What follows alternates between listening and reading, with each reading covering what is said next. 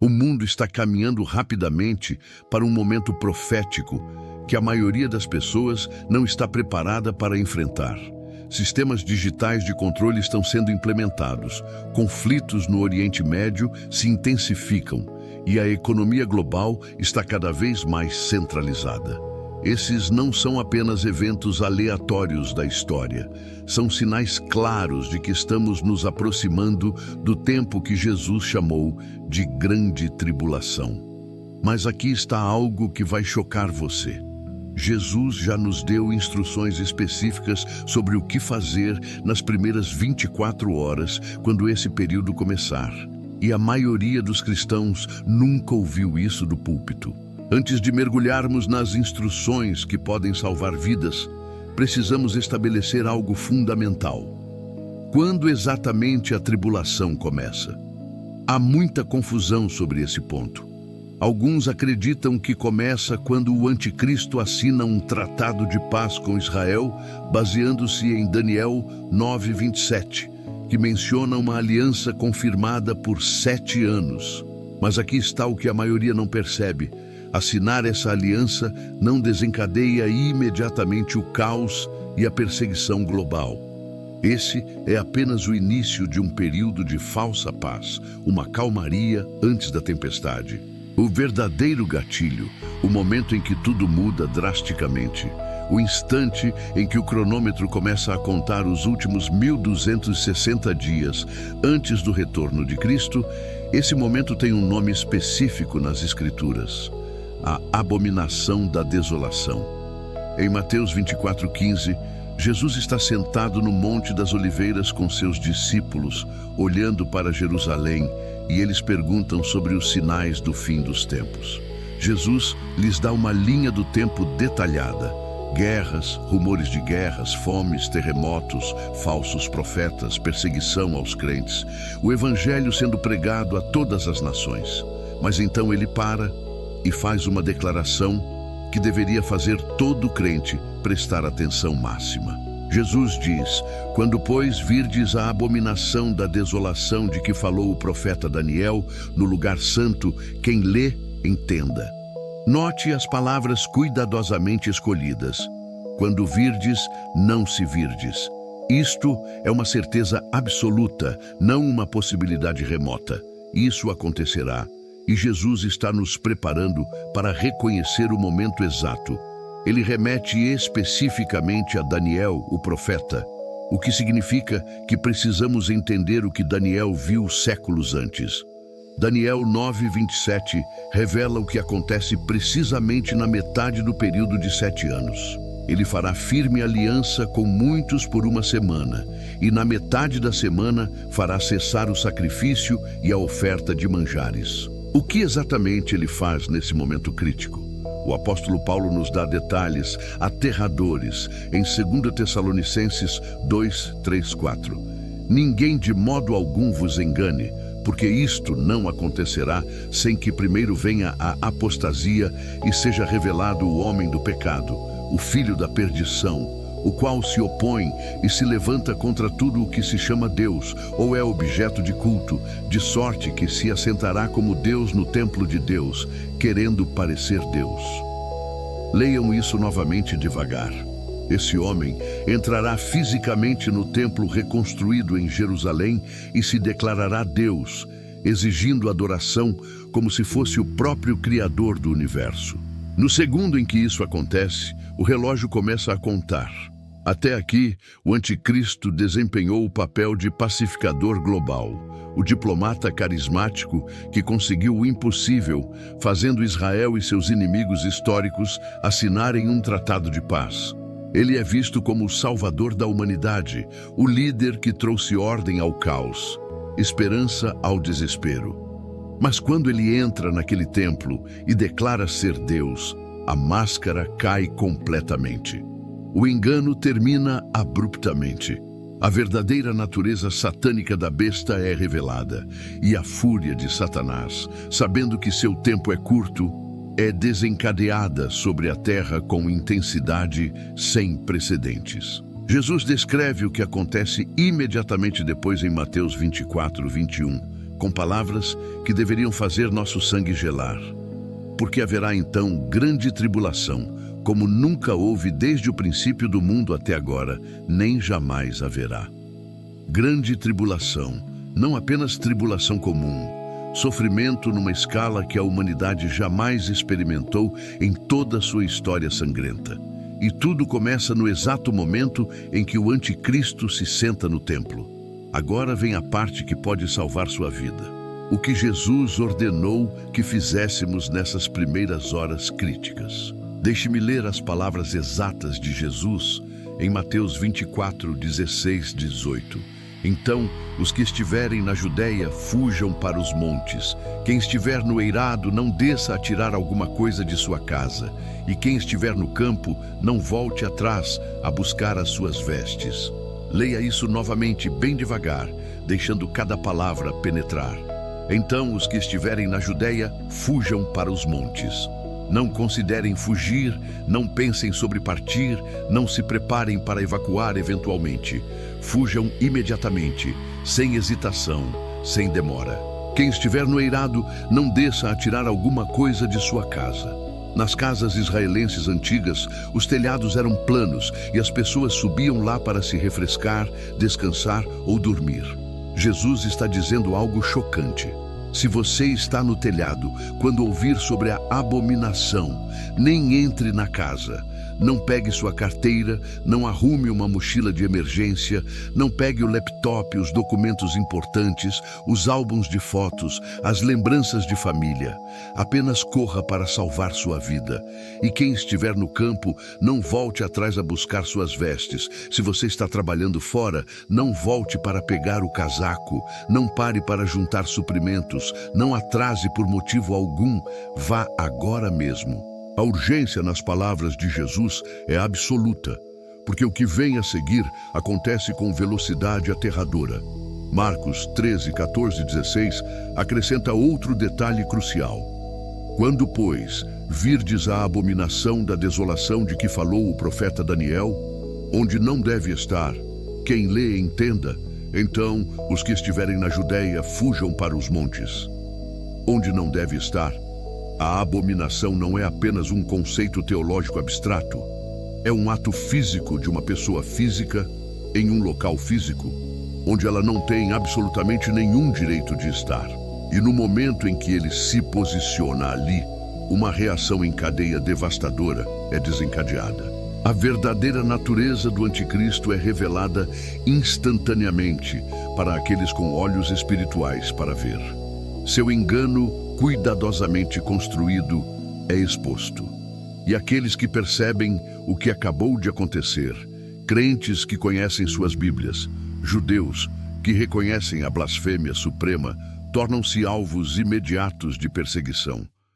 Porque uma vez que o anticristo se declara Deus, ele não pode permitir que ninguém que se recuse a adorá-lo viva livremente. Eles são uma ameaça direta à sua autoridade fabricada, um desafio à sua falsa divindade, um lembrete vivo de que ele é uma fraude completa. Então, ele os caçará com toda a fúria do inferno. A janela de oportunidade para escapar é estreitíssima e fecha-se com rapidez assustadora. Pense em como as informações viajam hoje. Um evento no templo em Jerusalém seria transmitido ao vivo globalmente em segundos. Redes sociais explodiriam, notícias se espalhariam instantaneamente. E no mesmo ritmo, as ordens de prisão seriam emitidas. Sistemas de reconhecimento facial seriam ativados, bancos de dados digitais seriam cruzados, listas de crentes conhecidos seriam compiladas. A tecnologia que existe hoje permite rastreamento em tempo real. Então, quando Jesus diz para fugir imediatamente, ele sabe exatamente do que está falando. Mas para onde fugir? Essa é a pergunta que deve estar martelando em sua mente agora. Jesus diz para fugir para os montes, mas quais montes especificamente? Israel tem cadeias montanhosas, a Judéia tem regiões montanhosas, há formações rochosas por todo o Oriente Médio. Então, para onde exatamente ele está apontando? E mais importante ainda, quando você chegar lá, Como sobreviverá por 3 anos e meio sem acesso a comida, água, suprimentos médicos ou abrigo adequado? Porque esse é o tempo exato que você precisará permanecer escondido.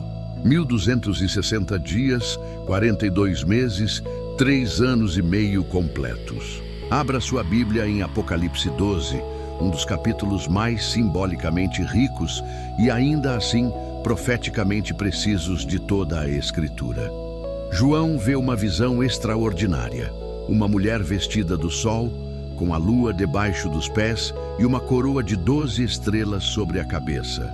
A maioria dos estudiosos bíblicos sérios concorda que essa mulher representa Israel.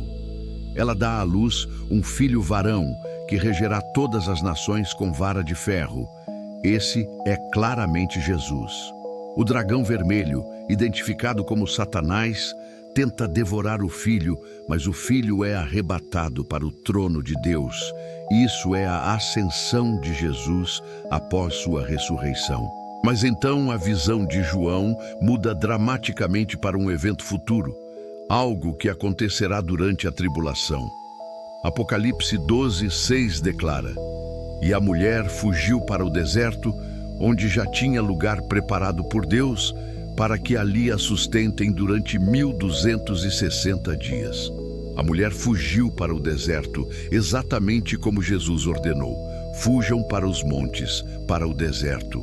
Mas observe os detalhes específicos que João registra, porque cada palavra importa. Detalhe número 1. Lugar preparado por Deus. Não é um esconderijo aleatório que alguém encontra por sorte, não é uma caverna que refugiados descobrem por acaso.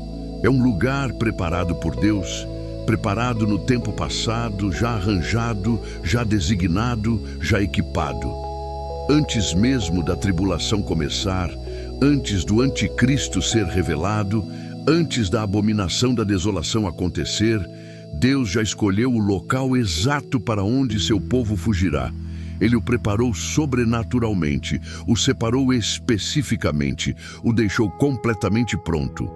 Deus nunca é pego de surpresa. Ele sempre está 10 passos à frente. Detalhe número 2. Para que ali a sustentem. Não diz que ela lutará desesperadamente para sobreviver. Não diz que terá de vasculhar e catar como animais. Deus a sustentará sobrenaturalmente. Assim como fez com Elias, quando enviou corvos para trazer-lhe pão e carne 2 vezes ao dia durante a seca. Assim como Jesus alimentou 5.000 pessoas com apenas 5 pães e 2 peixes. Assim como Deus forneceu maná do céu para Israel no deserto por 40 anos. Deus não chama você para um lugar e depois o abandona lá para morrer de fome ou sede. Ele provê milagrosamente. Ele sustenta sobrenaturalmente. Quando Deus ordena, Ele sempre capacita. Detalhe número 3. A linha do tempo exata, 1260 dias. Isso é precisamente 3 anos e meio, 42 meses. Exatamente metade da tribulação de 7 anos. Do momento em que a abominação da desolação ocorre até o momento glorioso em que Jesus Cristo retorna para resgatar seu povo e julgar o anticristo, passarão exatamente 1260 dias. E por todos esses dias, cada um deles, Deus protegerá e sustentará aqueles que obedecerem sua ordem de fugir para o deserto. Agora, vou ser completamente honesto com você. Para o mundo secular, para a mídia global, para os comentaristas políticos, fugir para o deserto parecerá loucura absoluta. Vai parecer desistir covardemente, abandonar irresponsavelmente tudo que você construiu durante anos. Sua casa, sua carreira, seus bens materiais, seu conforto, sua segurança financeira, tudo deixado para trás. E por quê? Porque um livro antigo disse para correr para os montes quando um homem se sentar em um templo. O mundo chamará isso de fanatismo religioso extremo, teoria da conspiração delirante, paranoia coletiva. Mas Deus chama isso de obediência salvadora e chama o deserto de refúgio divino, não exílio punitivo, não abandono, proteção sobrenatural. Porque enquanto o mundo inteiro celebrará o anticristo como salvador da humanidade, enquanto multidões farão fila para receber sua marca tecnológica, enquanto bilhões se curvarão para adorar sua imagem animada, os que estiverem escondidos no deserto serão as únicas pessoas verdadeiramente livres na terra. Os únicos que não estarão escravizados ao sistema totalitário da besta, os únicos que se recusarão a vender sua alma eterna para sobreviver temporariamente. E Deus os encontrará naquele deserto, assim como encontrou Israel no Sinai. Mas aqui está a pergunta de $1 milhão. Onde fica esse lugar preparado? Que deserto específico? Quais montes exatos? A profecia nos dá pistas concretas. Ao longo das profecias do Antigo Testamento, há várias passagens que descrevem um refúgio específico, um esconderijo geográfico real, um local onde o povo de Deus será protegido durante um tempo de angústia sem precedentes. Quando você junta essas passagens cuidadosamente, emerge um quadro claro, um local geográfico específico, um lugar que se encaixa em cada detalhe profético. Deixe-me apresentar a principal candidata, Petra. Se você nunca viu fotos de Petra, prepare-se para ficar impressionado. Petra é uma cidade antiga inteiramente esculpida em paredões de arenito vermelho rosado no que hoje é a Jordânia. Foi a capital do reino nabateu há mais de 2000 anos, uma fortaleza natural praticamente inexpugnável. A única maneira de entrar em Petra é através de um desfiladeiro estreito e sinuoso chamado Sik. É uma passagem natural, com apenas 3 metros de largura em alguns pontos críticos, serpenteando entre paredões imponentes que se elevam a mais de 75 metros de altura de cada lado. Você caminha por esse cânion estreito e claustrofóbico por mais de 1 quilômetro e, de repente, a passagem se abre dramaticamente.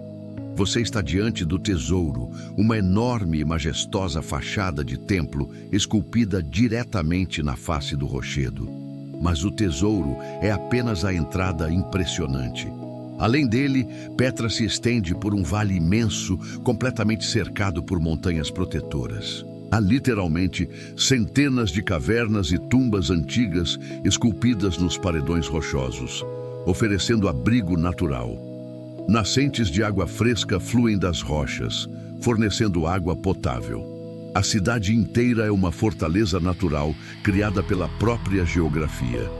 E aqui está o detalhe impressionante. Petra pode abrigar facilmente dezenas de milhares de pessoas, possivelmente centenas de milhares. As cavernas oferecem abrigo contra os elementos, os paredões oferecem defesa militar praticamente impenetrável. O Estreito Sik torna quase impossível para qualquer exército moderno invadir. Você teria que atravessar aquele cânion apertado em fila indiana, tornando-se alvo fácil para qualquer um defendendo a entrada. É literalmente o refúgio perfeito, uma fortaleza natural que parece ter sido projetada por Deus especificamente para este propósito. Mas aqui está o problema logístico óbvio. Petra fica a aproximadamente 240 quilômetros de Jerusalém. É uma jornada longa e extenuante a pé, através de terreno desértico hostil. E lembre-se das palavras de Jesus: fujam imediatamente, não façam malas, não se preparem, não juntem suprimentos, apenas corram. Então, como milhares, talvez centenas de milhares de refugiados judeus conseguirão chegar de Jerusalém a Petra a tempo, sem suprimentos, sem transporte organizado, sem preparação logística. A resposta vai soar absolutamente impossível para mentes naturais. Mas, novamente, atravessar o Mar Vermelho a pé também parecia impossível até Deus abrir o caminho. Voltemos a Apocalipse 12, porque depois de João ver a mulher fugir para o deserto, ele testemunha outra coisa extraordinária, algo que desafia completamente a explicação natural. Apocalipse 12:14 declara: E foram dadas à mulher as 2 asas de grande águia, para que voasse para o deserto, ao seu lugar, onde é sustentada por um tempo e tempos e metade de um tempo fora da presença da serpente. Foram dadas à mulher as duas asas de grande águia. Agora, alguns leem isso e imediatamente espiritualizam, dizendo que asas representam velocidade metafórica ou proteção simbólica. Mas considere seriamente a possibilidade de que isto seja literal. Não seria a primeira vez que Deus usa essa imagem específica. Em Êxodo 19:4, quando Deus libertou Israel da escravidão egípcia, ele declarou: "Vós tendes visto o que fiz aos egípcios, e como vos levei sobre asas de águias, e vos trouxe a mim." Deus libertou Israel não pela força militar deles, não por planejamento estratégico humano, mas por intervenção sobrenatural direta. 10 pragas devastadoras, a abertura miraculosa do Mar Vermelho, uma coluna de nuvem durante o dia e de fogo durante a noite para guiá-los. Êxodo usa linguagem metafórica, mas Apocalipse pode estar descrevendo transporte literal e sobrenatural. Isso poderia significar transporte angélico direto, anjos literalmente carregando pessoas fisicamente para o lugar seguro. Isso é possível biblicamente? Absolutamente. Vemos isso repetidamente nas Escrituras. Quando Ló e sua família fugiram de Sodoma em Gênesis 19, anjos literalmente os agarraram pelas mãos e os arrancaram da cidade condenada à força. Quando Filipe evangelizou o eunuco etíope em Atos 8:39, o Espírito do Senhor arrebatou Filipe sobrenaturalmente. Num momento, ele está no deserto conversando. No momento seguinte, está em Azoto, a quilômetros de distância, transportado instantaneamente. Se Deus pode transladar Filipe assim, certamente pode transportar milhares de refugiados a Petra de forma sobrenatural. Ou poderia ser tecnologia humana usada providencialmente, aviões, helicópteros, veículos terrestres organizados milagrosamente. Deus pode usar meios naturais sobrenaturalmente. O ponto crucial é este: Deus providenciará o escape. Se Ele ordena a fuga, Ele capacitará a fuga.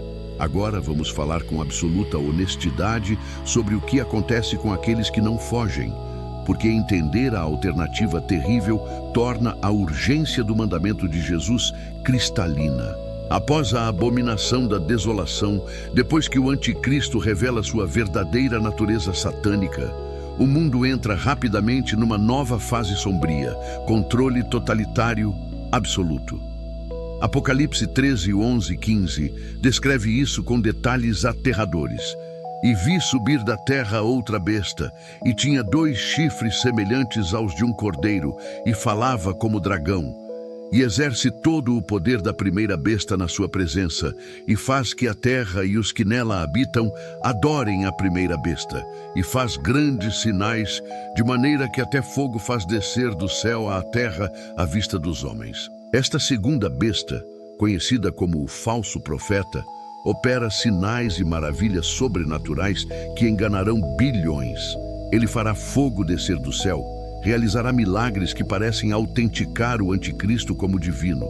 E então vem o passo mais sinistro, e engana os que habitam na terra com os sinais que lhe foi permitido que fizesse, dizendo aos que habitam na terra que fizessem uma imagem à besta. E foi-lhe concedido que desse espírito à imagem da besta, para que também a imagem da besta falasse e fizesse que fossem mortos todos os que não adorassem a imagem da besta. O falso profeta ergue uma imagem do anticristo e exige que todos a adorem sob pena de morte. E aqui está a parte verdadeiramente aterradora.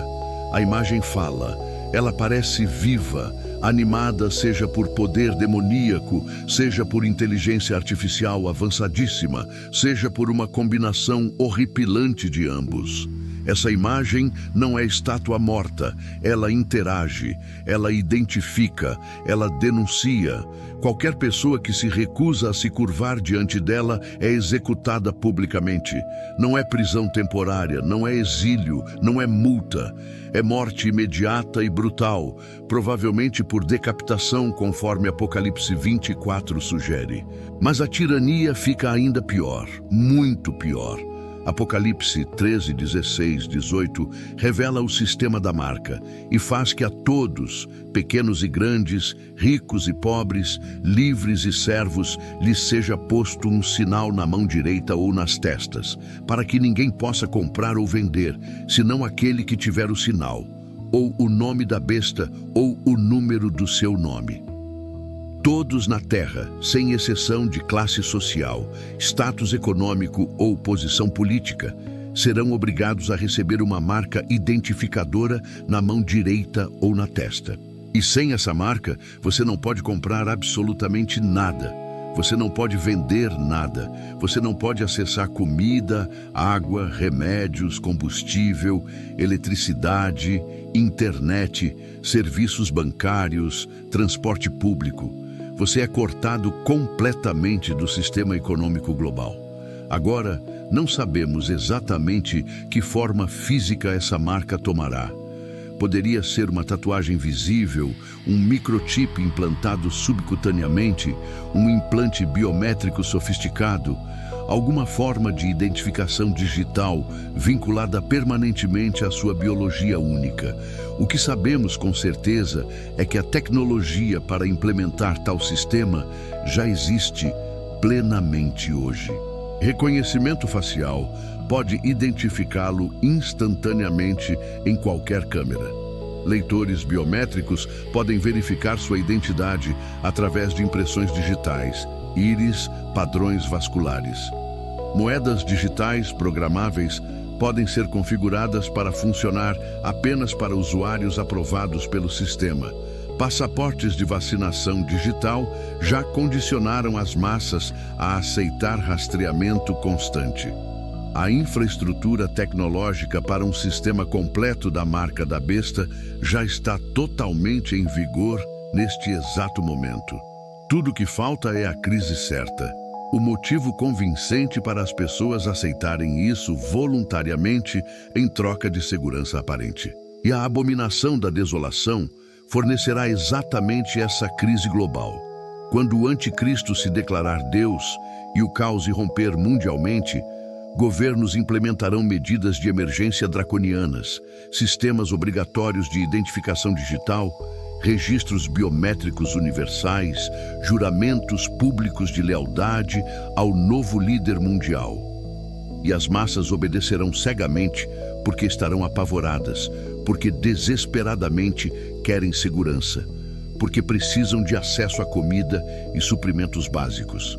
Então aqui está a escolha absolutamente binária, que todos os que ficarem para trás enfrentarão sem escape: tomar a marca e adorar a besta para sobreviver fisicamente, ou recusar e ser martirizado, comprometer sua fé eterna para preservar sua vida temporal, ou permanecer fiel a Jesus Cristo e morrer. E não se engane por um segundo, tomar a marca não é uma decisão econômica neutra ou política pragmática. É um ato espiritual irreversível de adoração e aliança com Satanás. Apocalipse 14, 9 e 11 deixa isso absolutamente claro, com palavras que deveriam nos fazer tremer.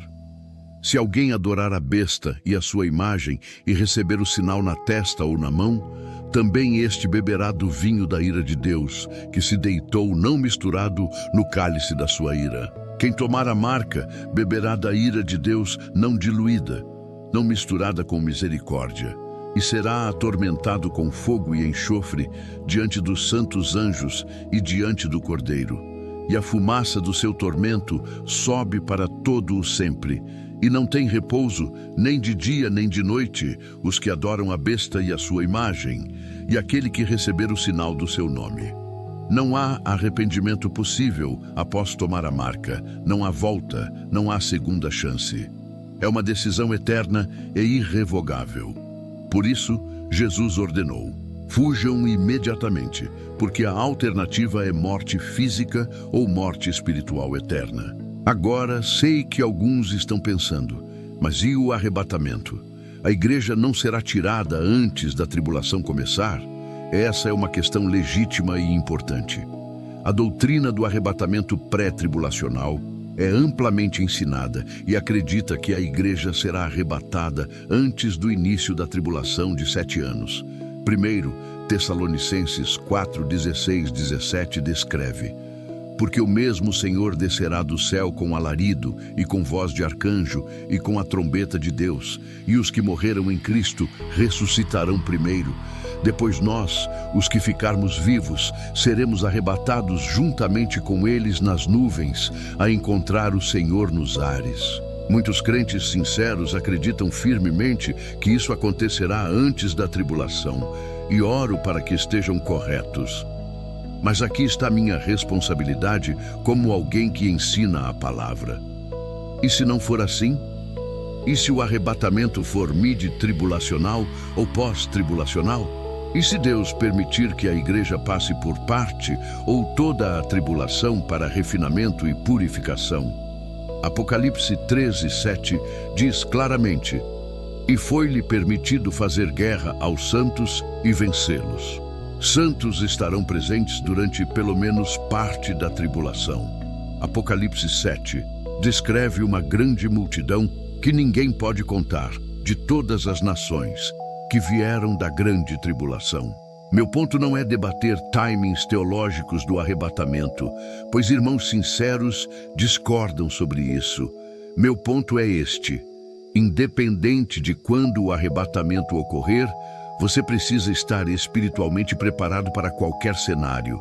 Se vier antes, glória a Deus, você escapará.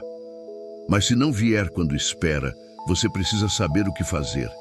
Ignorância não é desculpa quando Jesus nos deu instruções claras. Preparação espiritual não é falta de fé no arrebatamento, é sabedoria bíblica. Esteja preparado espiritualmente para o arrebatamento, mas conheça as instruções de Jesus, caso você esteja aqui quando a abominação ocorrer. Então, como você se prepara espiritualmente para tempos tão intensos? Primeiro e mais crucial, certifique-se absolutamente de que você está salvo, nascido de novo, selado pelo Espírito Santo. Não presuma salvação baseada em religiosidade externa, frequência à igreja ou boas obras. Jesus disse em João 3,3: na verdade te digo que aquele que não nascer de novo não pode ver o reino de Deus. Você precisa de um encontro pessoal e transformador com Jesus Cristo.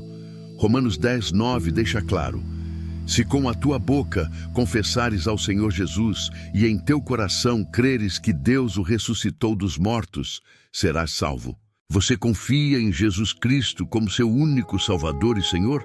Você se arrependeu genuinamente de seus pecados? Você entregou completamente sua vida a Ele? Se há dúvida, não arrisque sua eternidade.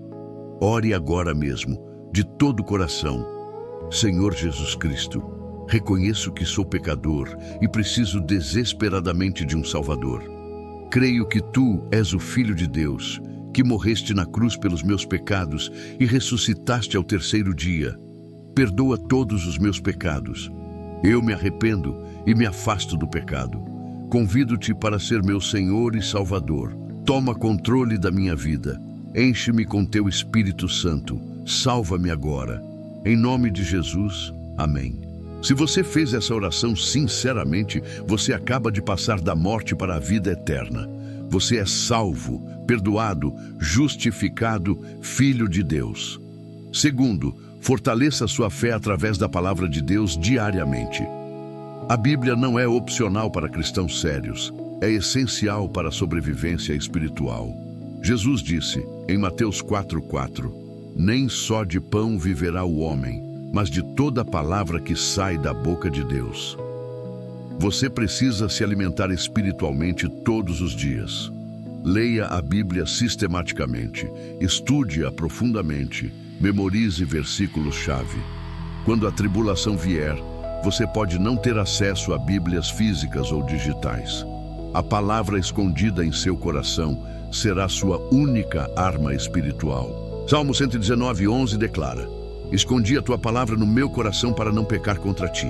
Comece memorizando passagens sobre fé, coragem, provisão divina, proteção. Salmo 91 inteiro, Filipenses 4, 6, 7, Romanos 8, 28, 39, Hebreus 13, 5, 6. Quando o medo vier, e ele virá, essas palavras serão sua âncora. Terceiro, desenvolva uma vida de oração profunda e consistente. Paulo ordenou em 1 Tessalonicenses 5:17, orai sem cessar. Não ocasionalmente quando está em crise, mas constantemente, continuamente, habitualmente. Cultive intimidade real com Deus agora, não quando a perseguição começar. Aprenda a ouvir sua voz, a discernir sua direção, a confiar em sua orientação mesmo quando não faz sentido lógico. Na tribulação, você precisará de direção divina instantânea sobre quando fugir, para onde ir, que caminho tomar.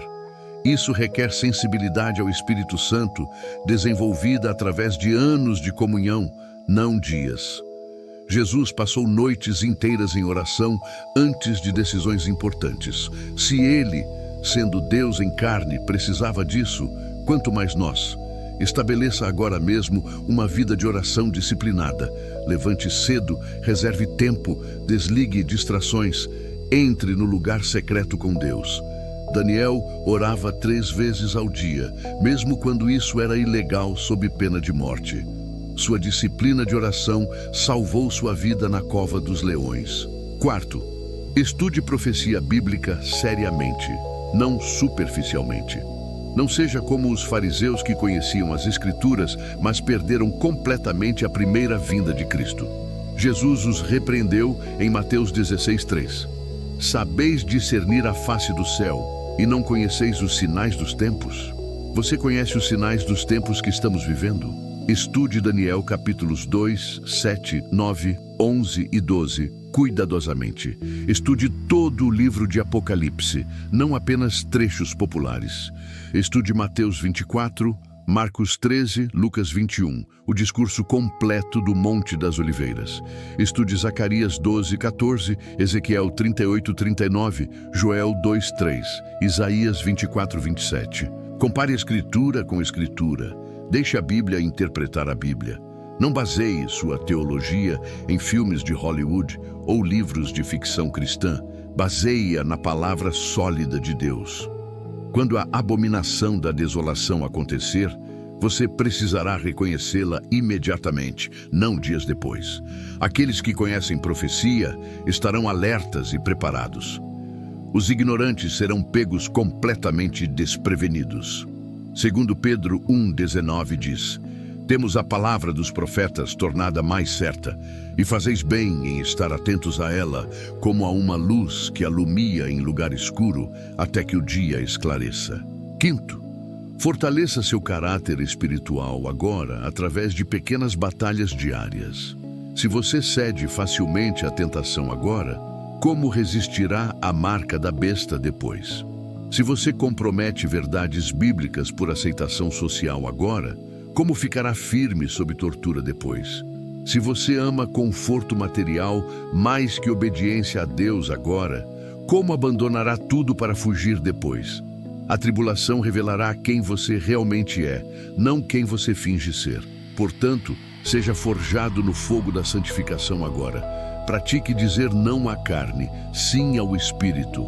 Pratique jejum regularmente para quebrar dependência de confortos físicos. Jesus disse em Mateus 17, 21, sobre certos demônios: Esta casta não se expulsa senão à força de oração e jejum. Se você nunca jejuou um dia na vida, como jejuará semanas no deserto? Pratique simplicidade voluntária agora, vivendo com menos do que pode pagar. Desapegue-se de posses materiais progressivamente. Jesus disse em Lucas 14, 33, Qualquer de vós que não renuncia a tudo quanto tem, não pode ser meu discípulo. Isso não é opcional, é mandamento. Quanto mais apegado você está a coisas terrenas, mais difícil será largar tudo e correr quando Jesus ordenar. Sexto, construa comunidade com outros crentes que levam a fé a sério. Hebreus 10, 25 adverte: não deixando a nossa congregação, como é costume de alguns, antes admoestando-nos uns aos outros, e tanto mais quanto vedes que se vai aproximando aquele dia. Note, tanto mais quanto o dia se aproxima. À medida que nos aproximamos do fim, comunidade cristã genuína se torna mais crítica, não menos. Encontre uma igreja sólida que prega a palavra sem diluição, que não compromete verdades por popularidade. Desenvolva amizades profundas com crentes maduros que fortalecerão sua fé, não a enfraquecem. Prepare-se para possivelmente fugir em grupo, não sozinho. A Bíblia consistentemente mostra Deus movendo seu povo coletivamente, não apenas individualmente. Êxodo foi uma fuga em massa, não individual. Quando você ouvir sobre a abominação, conecte-se imediatamente com outros crentes que também reconhecem o sinal. Há força em números, sabedoria em conselho múltiplo. Eclesiastes 4:12 ensina: se alguém quiser prevalecer contra um, os dois lhe resistirão, e o cordão de 3 dobras não se quebra tão depressa. Sétimo, remova ídolos escondidos de seu coração agora, antes que a pressão venha. Um ídolo é qualquer coisa que você ama, confia ou teme mais que Deus. Pode ser dinheiro, reputação, relacionamentos, carreira, segurança, conforto, entretenimento, até mesmo família. Jesus foi absolutamente radical em Mateus 10:37. Quem ama o pai ou a mãe mais do que a mim, não é digno de mim. E quem ama o filho ou a filha mais do que a mim, não é digno de mim. Isso ofende nossa sensibilidade moderna, mas é verdade imutável. Durante a tribulação, famílias serão divididas. Mateus 10:21 profetiza: e o irmão entregará à morte o irmão, e o pai o filho. E os filhos se levantarão contra os pais e os matarão. Você está preparado para escolher Cristo acima de família se necessário? Examine seu coração honestamente diante de Deus agora. O que você absolutamente não consegue imaginar perder? Essa é provavelmente sua maior vulnerabilidade espiritual, seu calcanhar de Aquiles que Satanás explorará. Entregue isso a Deus agora, em rendição completa. Diga como Jó disse: o Senhor o deu e o Senhor o tomou. Bendito seja o nome do Senhor. Oitavo, desenvolva resistência física e mental dentro de limites razoáveis. Não estou falando de se tornar um fanático de sobrevivência obcecado, mas de cuidar do templo que Deus lhe deu. 1 Coríntios 6:19-20 lembra: não sabeis que o vosso corpo é o templo do Espírito Santo? Glorificai, pois, a Deus no vosso corpo. Se você está completamente fora de forma, incapaz de caminhar distâncias sem colapsar, isso pode ser fatal na tribulação. Comece a caminhar regularmente, fortaleça seu corpo gradualmente, melhore sua resistência cardiovascular. Não por vaidade, mas por mordomia. Se Deus ordena que você fuja 200 quilômetros pelo deserto, Ele capacitará sobrenaturalmente, mas também espera que você faça a sua parte.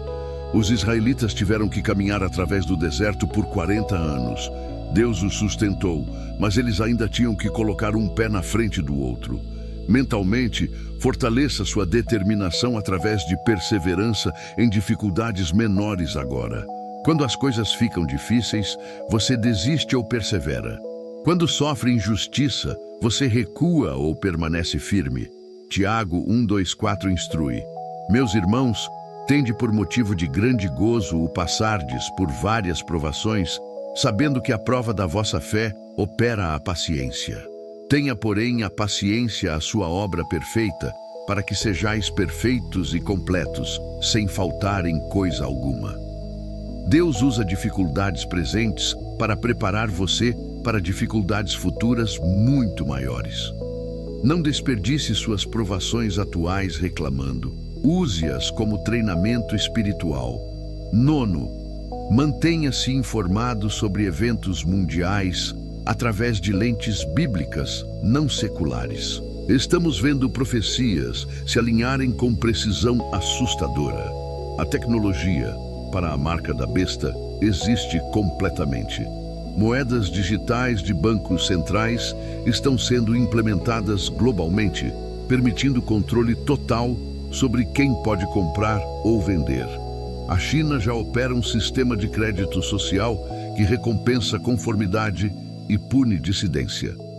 Reconhecimento facial é onipresente.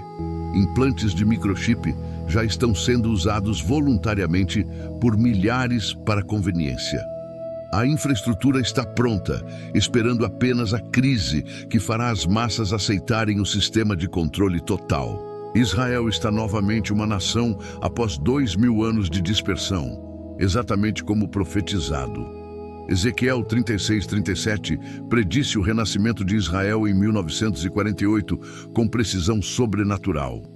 Jerusalém está no centro de conflito internacional constante, como Zacarias 12:3 profetizou. Farei de Jerusalém uma pedra pesada para todos os povos. Tratados de paz com nações árabes estão sendo assinados, preparando o cenário para o eventual tratado do Anticristo. Movimentos para reconstruir o terceiro templo ganham força. O Instituto do Templo em Jerusalém já preparou todos os utensílios e vestes sacerdotais necessários. Tudo está se alinhando profeticamente. Os sinais estão piscando vermelho. Mas não entre em pânico, entre em preparação espiritual. Lucas 21:28 instrui: quando estas coisas começarem a acontecer, olhai para cima e levantai as vossas cabeças, porque a vossa redenção está próxima. Décimo e mais importante, viva cada dia com expectativa da volta de Cristo, mas também com fidelidade nas responsabilidades presentes. Jesus criticou dois extremos em suas parábolas. Alguns servos disseram: meu senhor tarde virá, e começaram a viver descuidadamente, batendo nos conservos e comendo e bebendo com bêbados. Outros se tornaram tão obcecados com a volta que se tornaram inúteis para o reino agora. O equilíbrio é viver com urgência santa, mas não com fanatismo imprudente. Mateus 24:44 ordena: portanto, estai vós também apertos, porque o Filho do Homem há de vir a hora em que não penseis. Esteja pronto, mas continue trabalhando fielmente. Pregue o Evangelho enquanto há tempo. Discipule novos crentes, sirva sua igreja. Ame sua família, trabalhe com excelência, mas mantenha-se desapegado, sabendo que tudo isso pode terminar num instante. Viva com malas prontas espiritualmente, mas com mãos ocupadas no serviço do reino. Agora, vamos falar francamente sobre o que tudo isso significa praticamente. Se você está assistindo este vídeo, há uma razão. Não é coincidência, é providência divina. Deus está alertando seu povo, preparando seu remanescente, separando aqueles que têm ouvidos para ouvir. A pergunta não é se a tribulação virá. A Bíblia garante que virá. A pergunta é: você estará pronto quando vier? Pronto espiritualmente com salvação genuína e fé inabalável? Pronto mentalmente com conhecimento profético e discernimento espiritual? Pronto praticamente com obediência imediata às ordens de Jesus? Ou será pego desprevenido, confiando em planejamentos humanos que falharão, preso entre escolhas impossíveis, forçado a decidir entre a marca e a morte sem preparação espiritual adequada? A hora de se preparar não é quando a abominação acontecer. É agora, hoje, neste momento. Amanhã pode ser tarde demais. Tiago 4,14. Lembra nossa fragilidade. Não sabeis o que acontecerá amanhã. Por que é a vossa vida? É um vapor que aparece por um pouco e depois se desvanece. Você não tem garantia de amanhã, não tem garantia da próxima hora. Se o Espírito Santo está falando ao seu coração agora, não endureça seu coração. Hebreus 3,15 adverte: hoje, se ouvirdes a sua voz, não endureçais o vosso coração. Hoje é o dia da salvação, hoje é o dia da preparação, hoje é o dia da decisão. Mas aqui está a esperança gloriosa que permeia tudo isso. Jesus está voltando. Não como o bebê humilde em Belém, mas como o rei conquistador sobre um cavalo branco. Não para ser julgado, mas para julgar. Não para morrer, mas para reinar. Apocalipse 19, 11, 16. Descreve sua volta triunfante. E vi o céu aberto, e eis um cavalo branco. O que estava assentado sobre ele chama-se Fiel e Verdadeiro, e julga e peleja com justiça. Os seus olhos eram como chama de fogo. Sobre a sua cabeça havia muitos diademas. Tinha um nome escrito que ninguém sabia, senão ele mesmo. Ele está vestido de uma veste salpicada de sangue, e o nome pelo qual se chama é a Palavra de Deus. Seguiam-no os exércitos que há no céu em cavalos brancos, vestidos de linho fino, branco e puro. Da sua boca saía uma aguda espada, para ferir com ela as nações. Ele as regerá com vara de ferro, e ele mesmo é o que pisa o lagar do vinho do furor e da ira do Deus Todo-Poderoso. No manto e na coxa tem escrito o nome, Rei dos Reis e Senhor dos Senhores. Esse é o Jesus que está voltando. Não o Jesus domesticado e suave dos quadros sentimentais, mas o leão da tribo de Judá, o juiz de toda a terra. E quando ele vier, todo joelho se dobrará, toda língua confessará que ele é Senhor. O anticristo será lançado vivo no lago de fogo. O falso profeta será destruído. Satanás será amarrado por 1000 anos. E aqueles que permaneceram fiéis durante a tribulação, que recusaram a marca mesmo sob tortura, que escolheram morte temporal ao invés de condenação eterna, esses reinarão com Cristo por 1000 anos. Apocalipse 24 promete: vi também as almas daqueles que foram degolados pelo testemunho de Jesus e pela palavra de Deus, e que não adoraram a besta nem a sua imagem, e não receberam o sinal na testa nem na mão, e viveram e reinaram com Cristo durante 1000 anos. Seu sofrimento temporário será transformado em glória eterna. Suas lágrimas serão enxugadas. Sua fé será vindicada. Romanos 8,18 coloca em perspectiva: tenho para mim que as aflições deste tempo presente não são para comparar com a glória que em nós há de ser revelada. Todo segundo de sofrimento valerá eternamente a pena. Então aqui está meu apelo final para você neste momento. Se você ainda não conhece Jesus Cristo como Salvador pessoal, não espere mais um segundo. Não presuma que terá outra oportunidade. Não arrisque sua alma eterna. Jesus morreu especificamente para salvá-lo, ressuscitou para justificá-lo, vive para interceder por você. Ele está batendo à porta do seu coração agora mesmo. Apocalipse 3:20 declara: eis que estou à porta e bato. Se alguém ouvir a minha voz e abrir a porta, entrarei em sua casa e com ele cearei, e ele comigo. Abra a porta agora. Convide Jesus para entrar. Entregue sua vida completamente a Ele.